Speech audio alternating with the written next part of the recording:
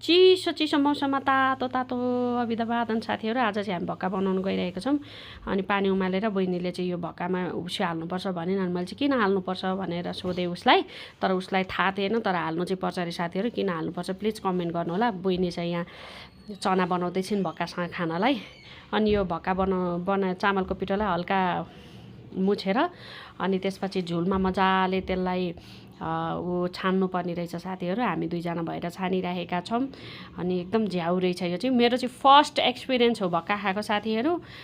किनभने म चाहिँ पाहाडको परेर मलाई चाहिँ त्यो भक्का कसरी बनाउँछन् अथवा कस्तो टेस्ट हुन्छन् थाहा थिएन।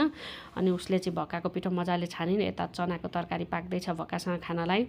अनि अलिकति हामीले धनियाँको अचार पनि बनाएका छौँ। अब यो पिठो तयारी छ भक्का बनाउनको लागि। अनि बहिनीले चाहिँ भक्काको लागि पिठो रेडी पारेर एउटा भक्का बनाइसकिन्, बसालिसकिन् र अर्को भक्काको लागि पिठो हाल्दैछिन् साथीहरू। फर्स्ट टाइम भक्का बनाएको देखेको साथीहरू। भक्क फुलेर चामलको पिठो चाहिँ भक्क फुलेर केक जस्तो हुँदो रहेछ। त्यही भएर भक्का भनेको होला जस्तो लागिरहेछ मलाई चाहिँ। किनभने मैले चाहिँ यो टेस्ट अरू बेला गरेको थिएन। अब अलरेडी हाम्रो चाहिँ अब भक्का पाक्यो। अब टेस्ट गरौँ कस्तो हुँदो रहेछ। फर्स्ट टाइम फर्स्ट एक्सपिरियन्स हो। देख्नलाई चाहिँ एकदम राम्रो छ। अचार र चनासँग एकदमै मिठो हुँदो रहेछ। Thank you for watching my video.